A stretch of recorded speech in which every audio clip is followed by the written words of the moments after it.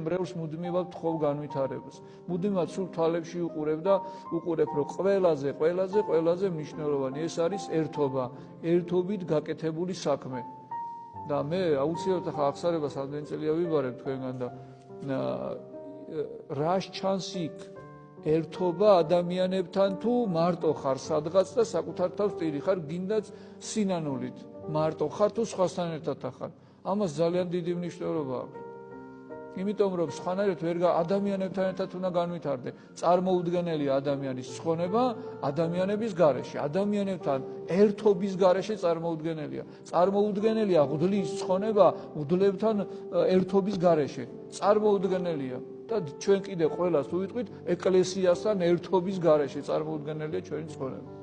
ეს კარგად უნდა დავიმახსოვროთ. ხალხს უჭირს ხოლმე, რატო იცით? იმიტომ რომ ბოროტი არის ეგოისტი. ეგოისტობა რა არის? ეგოისტი არის მე მინდას მდგომარეობა არის. და ამიტომ ბოროტს რა შეეშალა, ხო, აპარტამნება რა არის საკუთარ თავზე დიდი წარმოდგენა და მე მინდა რომ ღმერთი ვიყო. მაგის ეს იყო და ადამ წარმოედგინეთ, ანუ ეგოისტური მდგომარეობა, მე მინდას მდგომარეობა, თორე ცათასასუფეველში როგორ არის? წარმოედგინეთ თქვენ ცათასასუფეველის მდგომარეობა, ანუ სამოთხის მდგომარეობა, სადაც ამხელა არსებობს ღმერთი არის და წმინდანები არიან და მიცვალებულთა სულები არიან. ამათ ხო ყველას მოვლა სჭირდება? ხო ყველას მოვლა სჭირდება და აქედან გამომდინარე იქ ერთობა არის. იცით როგორი ტკბილი ერთობა არის?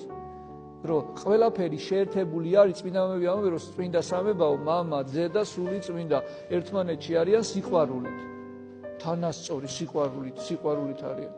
და აქედან გამომდინარე ანგელოზების და სულ ყველა არიან სიყვარულით ერთობაში. აი წარმოედგინეთ ღვთაებრივი სიყვარულით მდგომარეობა, რომელიც ღმერთიდან დაწყებული ყველას მოეფინება იქ და როგორ ერთობა, ანუ წინააღმდეგობა კი არ უჩნდებათ ანგელოზებს, რომ აი უფალი რო აკურთხებს, რომ წავიდა რაღაც საქმე გააკეთოს.